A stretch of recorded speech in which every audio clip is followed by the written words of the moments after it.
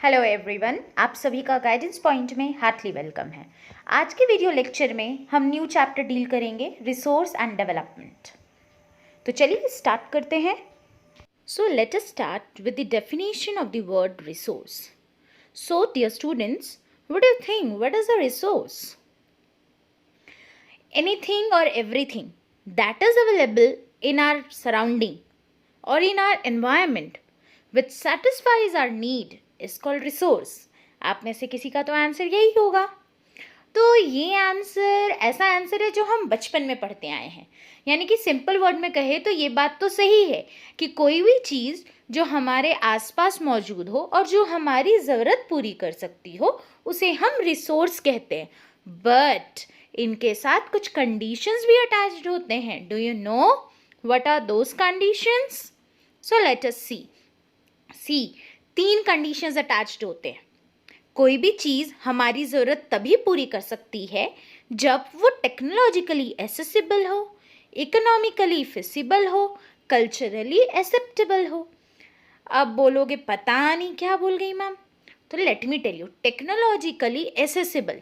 Technologically accessible का मतलब होता है कि हमारे पास टेक्नोलॉजी है वो जिससे कि उस रिसोर्स को हम यूज़ कर सकते हैं, उसे हम निकाल सकते हैं, एक्सट्रैक्ट कर सकते हैं। दूसरा है इकोनॉमिकली फिजिबल। इकोनॉमिकली फिजिबल का मतलब है कि मेरे पास उतने पैसे हैं कि मैं उस टेक्नोलॉजी को यूज़ कर सकूं जिससे कि वो रिसोर्स निकल सके। फिर तीसरी इंपॉर्टेंट कंडीशन होती है कि सोसाइटी के द्वारा उस रिसोर्स को एक्सेप्ट किया जाना चाहिए। अगर सोसाइटी उस रिसोर्स को एक्सेप्ट नहीं करती है तो उस रिसोर्स का कोई फ़ायदा नहीं है। तो ये 3 कंडीशंस है।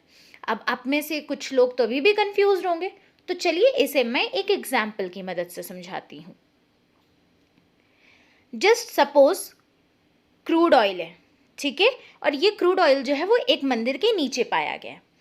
क्रूड ऑयल यानी कि वही रॉ पेट्रोलियम हो गया।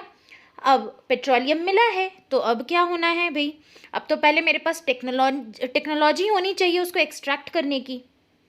ऑब्वियस ही बात है, ज़मीन के नीचे से निकालना है तो मेरे पास तो वो मशीनें चाहिए ना, ड्रिलर चाहिए जिससे मैं वो निकाल सकूं।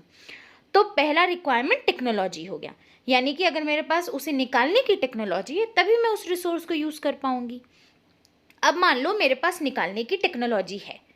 अब दूसरा क्वेश्चन हमारे पास ये आता है, चलो टेक्नोलॉजी है, क्या उस टेक्नोलॉजी को खरीदने के लिए हमारे पास पैसा है? उस टेक्नोलॉजी को यूज़ करने के लिए जो मेरा इन्वेस्टमेंट लगेगा क्या वो मेरे पास है? अगर यस तो यानी वो इकोनॉमिकली फिजिबल भी है। तभी भी एक तीसरा क्वेश्चन आ जाता है। अब बताओ क्रूड ऑयल कहाँ पाया गया? मंदिर के नीचे।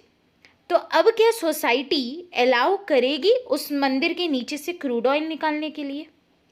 इट्स क्वाइट ऑब्वियस, अगर क्रूड ऑयल निकालना है तो हो सकता है मंदिर को तोड़ना पड़े। तो एक क्वेश्चन ये भी अराइज होता है, क्या सोसाइटी इस बात से राजी है कि वहाँ की मंदिर को तोड़ दिया जाए और वहाँ से निकाल लिया जाए? सो तीसरा इंपॉर्टेंट कंडीशन है कल्चरली एक्सेप्टेबल, यानी कि सोसाइटी उसे एक्सेप्ट करती है या नहीं। समझ गए? तो हम कह सकते हैं what is a resource?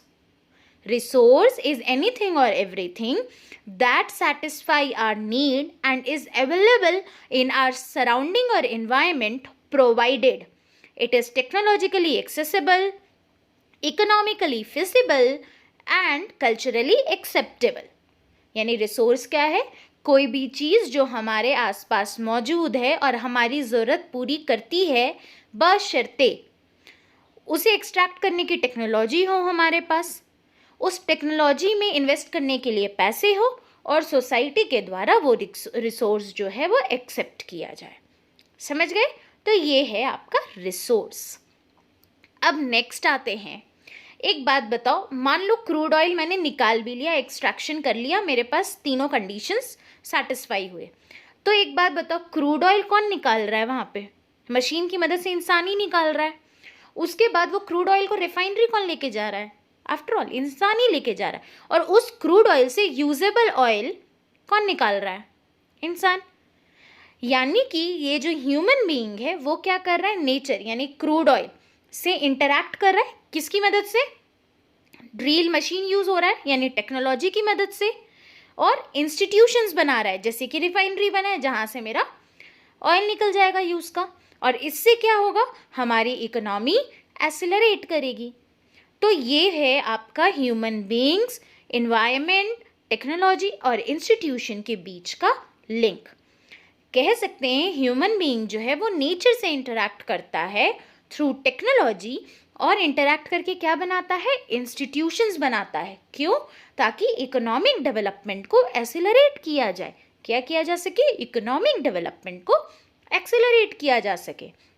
Human beings interact with nature through technology and create institutions to accelerate economic development. तो यहाँ तक समझ में आ गया आपको? चलिए, सो अब तक मैंने क्या बताया, definition of resource and relation between human beings, nature, technology and institutions. तो होपफुली आज आपको मैंने जितना समझाया है समझ में आ गया है। तो हम नेक्स्ट वीडियो लेक्चर में फिर मिलेंगे, और उस लेक्चर में हम लोग डिस्कस करेंगे कि रिसोर्सेज के कौन कौन से टाइप्स होते हैं। So that's all for today. Thank you for being with me and listening to me. And अगर ऐसे ही वीडियोज़ आपको चाहिए तो स्टे ट्यून टू अस।